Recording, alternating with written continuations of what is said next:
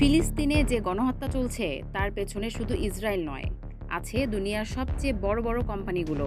এমনই ভয়ঙ্কর সত্য প্রকাশ করেছেন জাতিসংঘের স্পেশাল র্যাপোর্টিউর ফ্রান্সেসকা আলবানিস।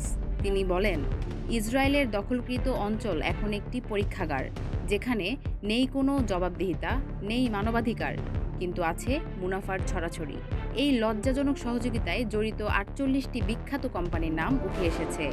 তার মধ্যে রয়েছে গুগল, মাইক্রোসফট, অ্যামাজন, আইবিএম। তারা দিয়েছে স্বয়ংক্রিয় targeting system. Lockheed Martin, Elbit systems দিয়েছে যুদ্ধবিমান আর অস্ত্র। ক্যাটারপিলার, হুন্দাই, ভলভো তাদের যন্ত্র দিয়ে গুড়িয়ে দিচ্ছে ঘরবাড়ি। এয়ারবিএনবি, বুকিং.com ইসরায়েলি অবৈধ বসতিতে ঘর ভাড়া দিচ্ছে। আরও রয়েছে ব্ল্যাক রক, বার্কলেস, ভ্যানগার্ড। তারা বিনিয়োগ করে এই দখলদারিত্বকে টিকিয়ে রাখছে। জাতিসংঘের মতে এসব কোম্পানির কাজ আন্তর্জাতিক আইনের পরিপন্থী, এমনকি তাদের ফৌজদারি দায়ও হতে পারে। ২০২৫ সালের সেপ্টেম্বরের মধ্যে ইসরায়েলকে দখলদারিত্ব বন্ধের নির্দেশ দিয়েছে জাতিসংঘ। তাই এখন সময় এসেছে প্রশ্ন করার, এই যুদ্ধ, এই দখল, এই রক্তপাত, আমরা কি সবই নীরবে সমর্থন করছি?